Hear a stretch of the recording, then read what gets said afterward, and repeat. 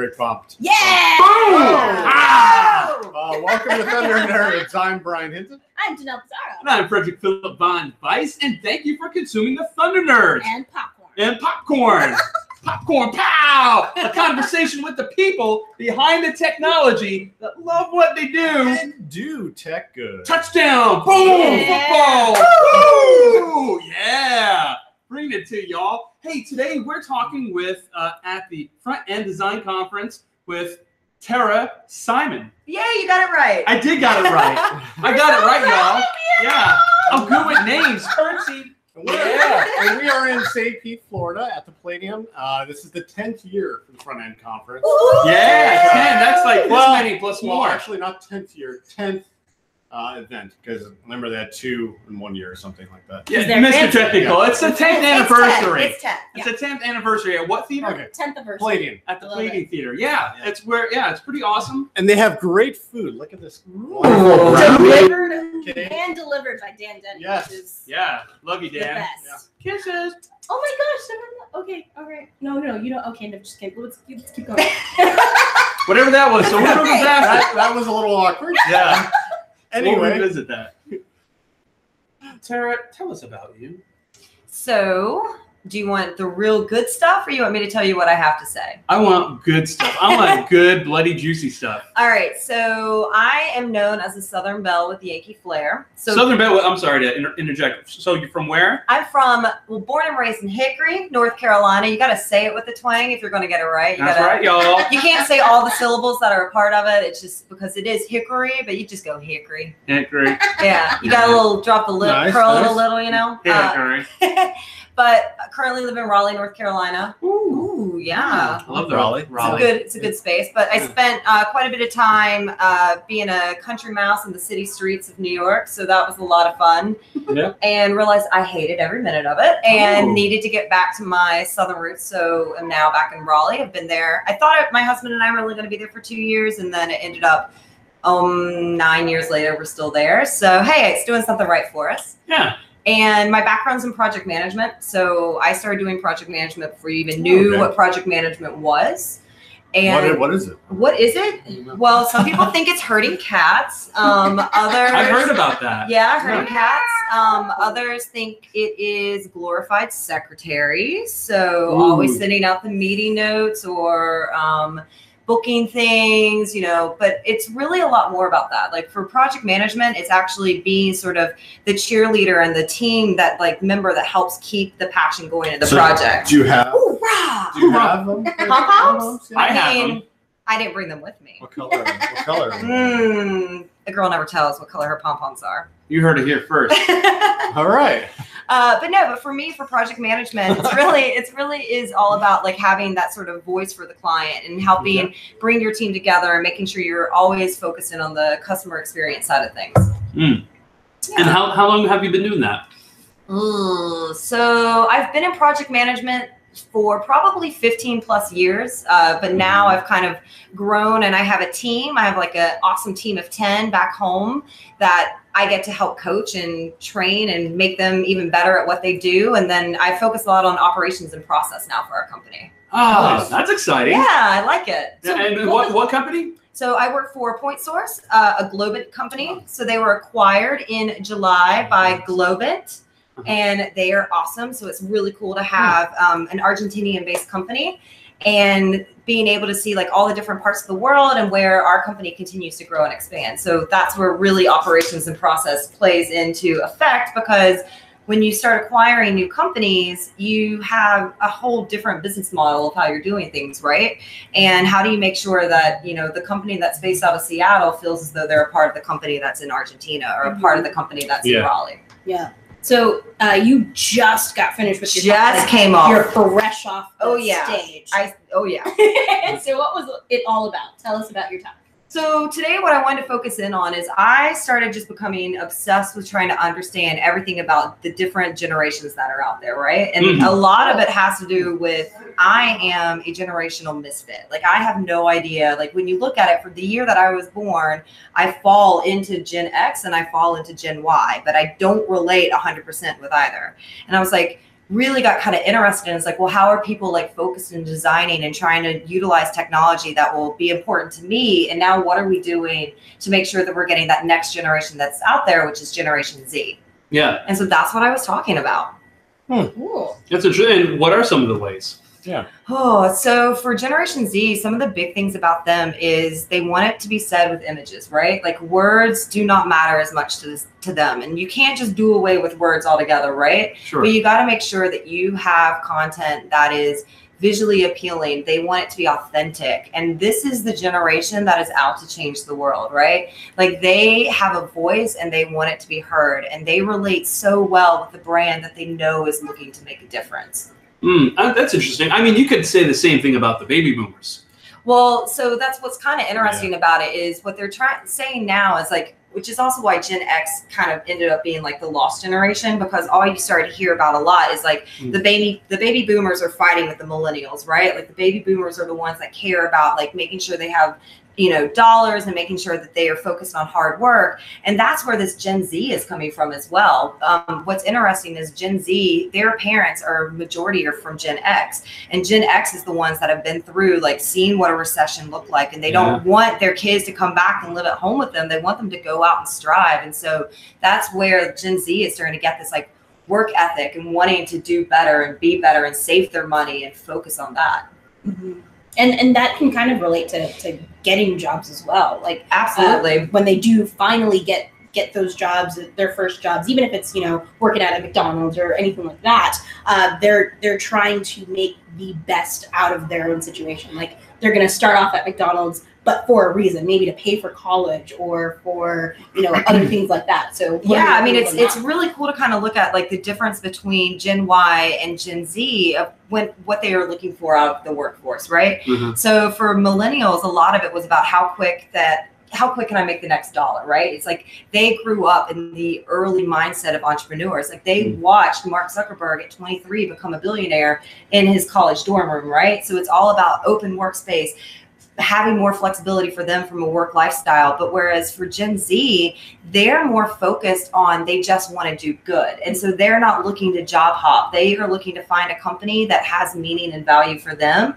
And they are less likely to care about like, okay, when's my next raise going to be? Or if I go here, I'm going to make more money. Instead, their passion lies in how do I continue to grow and advance who I am within this job that I'm at. Yeah, you know, we just had a conversation. I think it might have actually been, I know we keep talking about our Quan Luo, where we were talking about what that generation wants out of a company. And I think one of the things we were talking about was that they would really, oh no, you know what, it was Amanda Iyer. And she was talking about how they really want to have more interaction with their the company, like things like, yeah, I want a review every few weeks. I want to know, give me input. Like they want an actual authentic partnership where maybe the thought a few years ago, 10, 20 years ago was more, I work at this place, I have a boss, and that's as far as the relationship goes. Where you're talking about, it's an actual partnership with an authentic deliverable or set of agendas that we both want to achieve. Yeah, it's less about the whole everyone gets a trophy mentality, right? Like they don't want to be told that they're doing good just to hear that they're doing good. Like they actually want to know that what they're working on and what they're accomplishing is matters. And it's not just for the end result of like a business, but also internally for their own company, that what they're doing is helping to shape and change the business that they work for, not just their clients. Mm-hmm. Yeah, and ultimately the world too. Yeah, absolutely. Yeah. That's why they relate more to brands that like you look at something. One of my friends started this company where for every headband that she sells, a child with cancer also gets a headband. And she started it because of, you know, whenever you're going through chemo and you're having these experiences of like losing your hair, you just want to feel pretty, you know, you just want something out there. And she wanted to make something that would make others feel pretty. And that is the kind of thing that this generation is really focused in on. Mm-hmm. Yeah, that makes sense. Yeah, that's amazing. And having that kind of actual authentic connection. Yeah. So tell us more about what you've your role is here in the front end design conference. I know you've spoken here last year. I did, and it was pretty spectacular. Well, thank you. Yes. So you were given this wonderful vest. I did. That was pretty awesome. I have my own like members only vest. Nice. Pretty exciting. There's like I think 2 girls now that have that, so girl power. You wear it around town? Absolutely. Nice. I wish I had a Harley to ride, like when I have that vest on. It's instead, I'm on like my little 10-speed. If But you need to talk to anybody about motorcycles, I know somebody. oh yeah, Yeah, nice. I like it. But no, so I met Gene and those guys probably 3 years ago, and I started speaking because one of the things that you start to realize is when you do work in project management or you work in operations, you start to realize that we are such a huge part of the entire company, and we work hand in hand with devs and we work hand in hand with designers and UX, but we're not the ones that are actually getting to create things. And what I wanted to be able to do is start kind of putting a voice from the project management and business side of things and saying, here's the value that we bring.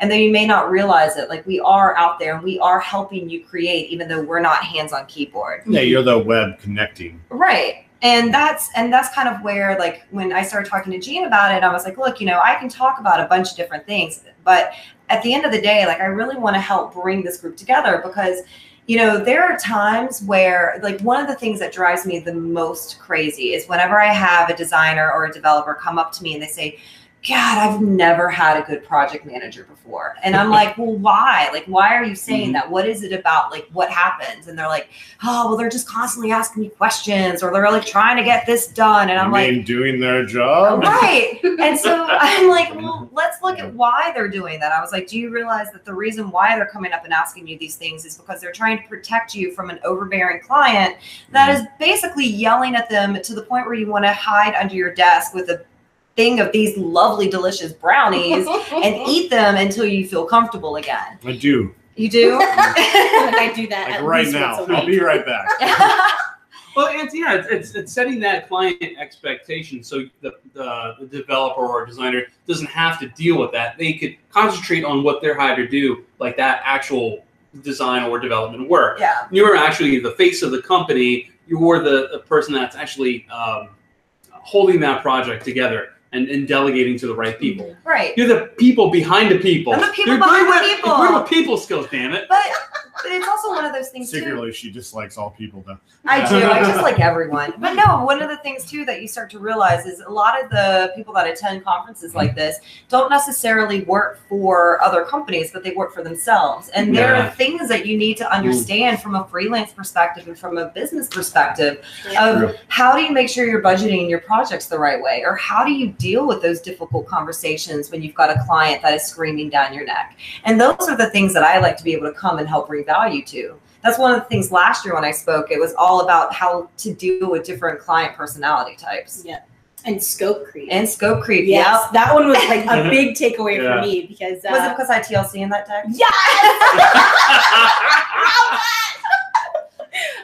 But yeah, that was a huge thing. I didn't even know scope creep was a thing. I was just starting out in the. It is a big thing. It is a big thing. huge, thing. very terrifying thing. And then literally like 2 months after that, I dealt with it myself, which was just like, right? Oh yeah. But I'll stop drooling. Stop drooling. One of Calm those down. There's has my some- name on there's it. There's some food off camera for people that are looking at what we're looking at or listening, wondering we're all ready to get up out of our we're chairs. talking to Tara Oh, right now. God. It's most important. Yeah. Brian, you can bring those over if you I want. mean, I feel like everyone would understand. Yeah. But no, but like when you talk about it, like the one thing that people start to think about is like scope creep, right? Like that seems to be the one that's the easiest to find for people. But there's other types of creeps that are out there. And I think the one, not this guy, but I mean, For audio listeners, Brian was pointing at me. but I mean, the one that's always like the hardest to like understand that's happening is hope creep. And we all do this. Hope creep. So hope creep is when you just basically keep hoping that it's going to get better, right? Oh, yeah. And so you just keep working and working and working, but you're not ever admitting that you're behind or that you're struggling or that you need help. And then it comes to D-Day, the day that this thing is due, and you never finished. And that's what hope creep is. That's something that we probably don't that think about. yeah. Like those feels are so real. What do you think too about you were talking about describing to a designer, like they said they never had a good project manager. What do you think how ego plays a role into that, where they go, you know what, don't talk to me, I'm doing my work, I know what I'm doing? So one of the biggest things from a project management perspective is you have to learn how to deal with all personality types, and you have to realize how do you work with those different personality types. Brian pointed at me again for the audio listeners. So one of the things to be aware of is you have so you've got some, if you have a designer that is like, I know exactly what I need, yada yada yada, like I just leave me be, like I've got this. Well, then you need to figure out what's the best way of communicating with them, right? And so to me, like I'll set up a communication rhythm with them, and I'll say, look, I'm only going to disrupt you if it is like red alert, like something bad has happened. And the way I'm going to do it is I'm going to walk to your desk, right? I was like, but if I just need something and I don't need you to respond right away, I'm going to send you an email and just respond in 24 hours and we're good. And so putting sort of that like communication plan in place with the team members that you're working with, they know that you're not trying to be nagging if you come to their desk. They know that that means there's something seriously wrong and you need them to stop what they're doing. Yeah, establishing a process. Right, exactly. Yeah, and making it understood what's going to happen and why it's going to happen. Yeah, it makes absolute sense. Yeah, good communication. You're not their parent, you're their peer. Exactly. And you don't want to be their parent. I don't want to be their parent. I don't want to be their babysitter. Right, absolutely. There's a reason I don't have children of my own. Go to your room. Well, how is it like, I don't know if you've dealt with this recently, but going into a team that's not had a project manager before, or has had only, just Jira or something like that, and then coming in being like, well, I'm managing your projects now. Move over, Jira tickets. Yeah, well, I mean, that, again, it always starts with sort of process and communication, right? Like, I think where that really becomes difficult is if you have a completely remote team and everyone's working in every different location and they're always kind of siloed in their own environment, right? Because you don't get to have that, like, face-to-face interaction as constantly as you would like. And so, again, one of those things is setting up the right rhythms in place. If you work with a fully, like, team that is all remote, do video conferences. It is the best way to be able to understand like what someone is saying and like get to read their facial expression, because sometimes eyes say a lot more than words. And then also make sure that when you're working with a team that's never dealt with a project manager before, that they understand why you are there, that you're not there to take over and you're not there because what they've been doing is wrong, but you're there to help improve what they're working on. Right. You want to make them superheroes. Exactly. Yeah. You're like making a team of superheroes. Yes. That's literally your job. How awesome is that? I left my cape though. You can have a cape. You always wear your cape. It's fine. No, if you wore your cape. Not all heroes wear capes. That's actually, true. they get caught shouldn't. They get caught in airplanes. Right. Not capes. Wait, what? Incredibles. Yeah. No capes. Oh, never saw it. You get caught in airplanes. That guy, right? Yeah. Isn't it incredible I didn't see it? I mean, you can't really do that unless you've seen it. Yeah, pretty good joke. So you're in Raleigh. Why did you originally Raleigh around the Raleigh? Anyway, With why did you originally move there? Like for work, or for you're like, ooh, this is a nice place, I want to go there. So I went to school in Raleigh. Okay. I went to NC State. Go Wolfpack. I don't even know what that was. I was a Wolfpack.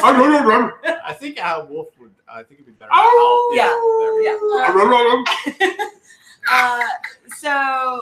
So I went to school. I graduated from NC State in 2002 and then left for a while. But the one thing that kept coming back is Raleigh is becoming a huge tech scene right now. There is so much that is evolving in that area. And that's why I really wanted to be back there. And so I moved there. I moved back in 2009.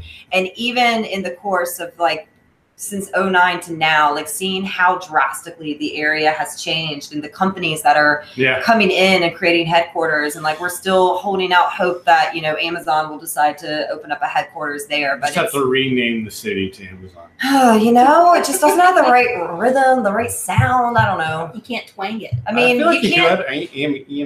Like we're the city of Oaks. Like I don't know if Amazon really cares about being the city of Oaks. We have a lot of oak trees. Maybe not. They might. Yeah. I don't know. I don't know how other companies would feel about that. Like, is Red Hat going to be cool with it? They'd be like the Dunder Mifflin. Dunder I Mifflin of it? think Red Hat would be fine with it. Yeah. Yeah. They can't be the only big name in town. I mean, there was actually a lot other than Red Hat that's there, but you know. There used to be an iron yard there. Yeah, that's There right. did used to be an iron yard. Yeah. Let's all have a moment of silence. Okay. So you've been married how long now? I got married in 09. I had 09 was a really big year for us. Summer, fall. Fall, October of 09. Halloween.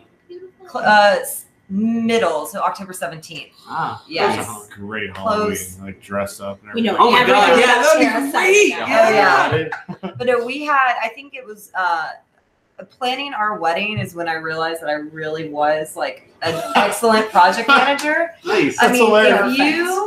if you That's a could good name point, yeah. if you could name something that could go wrong with your wedding, Oh yeah. it happened to us. Did- Like yeah. Were you one of those everything. brides that had the big book? Oh no. Okay. I was so we had a really long engagement. We were engaged for 18 months and I did all of the preemptive work in the first 3 months. Yeah. So I didn't have to stress about it until we got toward the end. Good for you. And then the one like rule of thumb I can say to any bride out there is whatever is not done in that last month, no one is going to know. They will not realize nor care. And on the day of your wedding, no one is going to notice that something went wrong other than you. Like no one cares. So stop focusing on that. But if something could have gone wrong in that wedding, like in the planning from our church venue that we were supposed to get married in, going bankrupt, to us losing our venue, like 8 The weeks before the tsunami. wedding, to getting robbed during the wedding ceremony. No! Like all of this happened. How does that even happen? That's not real. Are you? That's actually kind of impressive. Inside You job. have a, Inside job.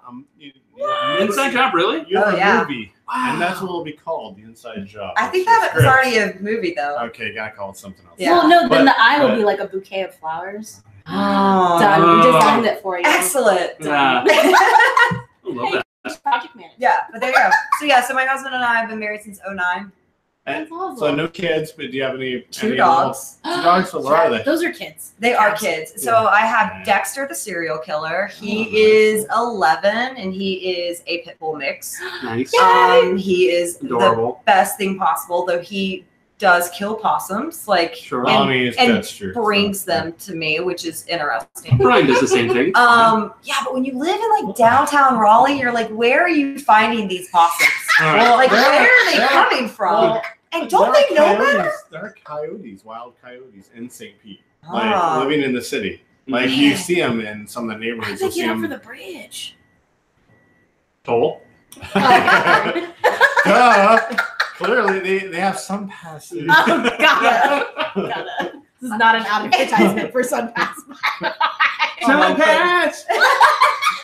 Hey, I love the Sun Pass because it works here, it works in Orlando, works in Georgia. You can get a Sun Pass everywhere. Sun Pass. Are we trying to get a sponsorship from Sunpass? Man, That's what it okay. feels like. Yeah. I'll take it. Sun Pass. But because the other dog will know if I don't say her, then I have Oh, yeah. Josie. She's an Australian cattle dog. Ooh, those are cool. Yeah. We need pictures. How Like old? it's gonna happen. She is 6. Oh, okay. Yeah, And how old's your other guy? 11. 11. We've had him since he's Yeah. 6 weeks old, so I've had him Oh. through everything. Nice. Yeah. He also made the move from Jersey to Jersey Raleigh. City. Hoboken. Ooh, I'm sorry. I loved Hoboken. Really? Oh. Yeah. Maybe it's different from when I was there. Well, I don't know. I mean, it's been a while since I was there, but I loved it when I was there. Jersey City was like, you don't go there. That's almost like saying you're in the Heights. Yeah. Oh, Yeah, no. it's pretty bad. Well, there's a whole musical about In the Heights now, so I mean, See? There you go. Mm-hmm. Yeah. Nice. So, yeah. Oh, well, It was one- So how did your talk go? Like, how do you feel it went? Did you enjoy it? Or I did you not? mean, when you're up there, you kind of just blank. Yeah. Like you just sort of just talk and you realize like I'm done and you don't know what the words were that you said. Did you have a problem with the T-Rex on the top floor? There was a T-Rex up there? yeah. No. Up there the whole time. I was like, no, I didn't look or notice anything. It's just Brian. He's up there. I want to hug someone. Yeah. I tend to, I don't know, like whenever I'm up on stage, like I just kind of like zone out and just say the words, and I forget there's an audience there sometimes. That's a good practice. That's awesome. Or like I'll find that one. I do love to call out people that are completely not paying attention. Like I have done that before.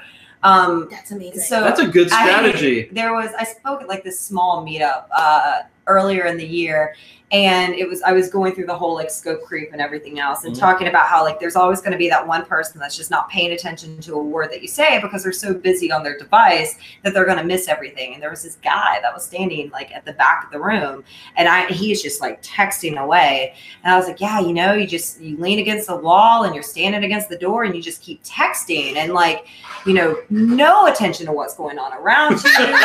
You don't even realize when someone is talking to you. Oh, everyone turned and they're like looking at this guy, and I was like, you know, and it's distracting. It's distracting for the person trying to run the meeting. It's distracting for the people that are trying to pay attention during this meeting. That's awesome. And they don't even notice the fire. And they don't even notice what's happening. And then everyone just kind of starts laughing, and then I stopped and I was like, do you know what I mean? And he suddenly like looks up and everyone just cracks up. And I'm like, that's awesome. Like, I love that.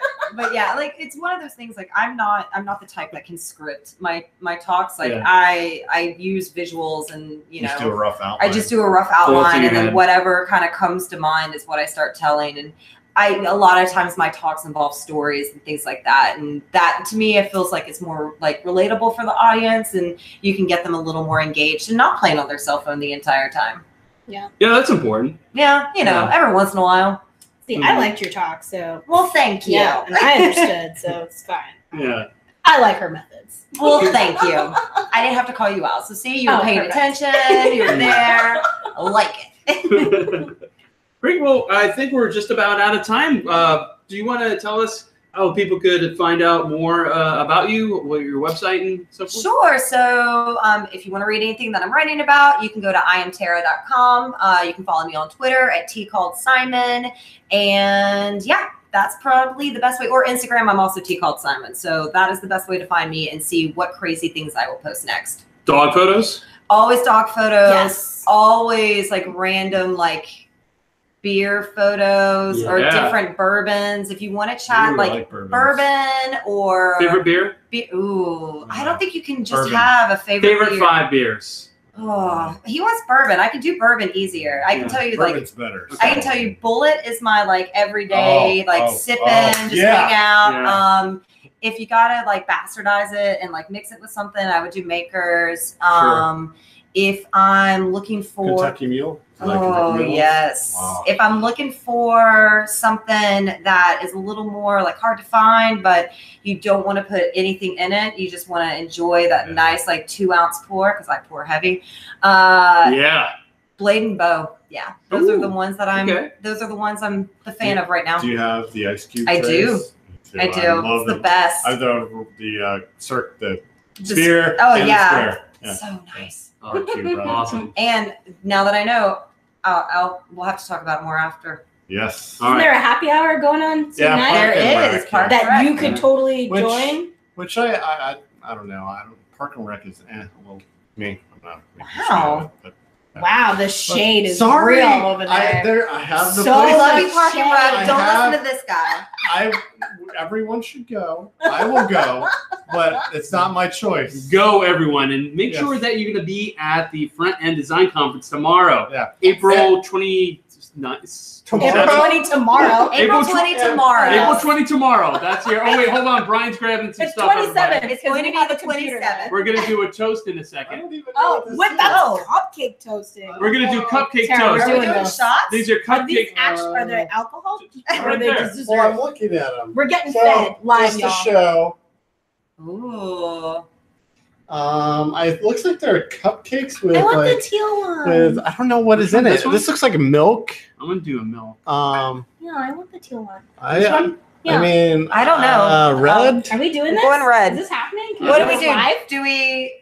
Well, I mean, why not? So, yeah, how are we going to do this? Wait, let me eat sniff the this cupcake first. I and feel then like down the you. milk? I feel like you eat the cupcake I don't know and what then that drink is. the liquid. Chocolate milk? That's it. With syrup? It smells kind of like chocolate. All right. Okay. We're doing this. What are we So, doing? cupcake and then Cupcake, everyone. Okay. Cheers. Cheers. I'm Cheers. not touching my cupcake. Oh, jeez, weirdo. It's milk. Coffee? Coffee. Oh, Mm. gonna get one of those. All Coffee. Nice. Yeah, that's pretty good. Okay, that's just a cupcake, and I'll just have the coffee there. All right. Well, cheers, everybody. Thanks for watching. Cheers. Cheers. See you tomorrow. Salute. This is not. This is not.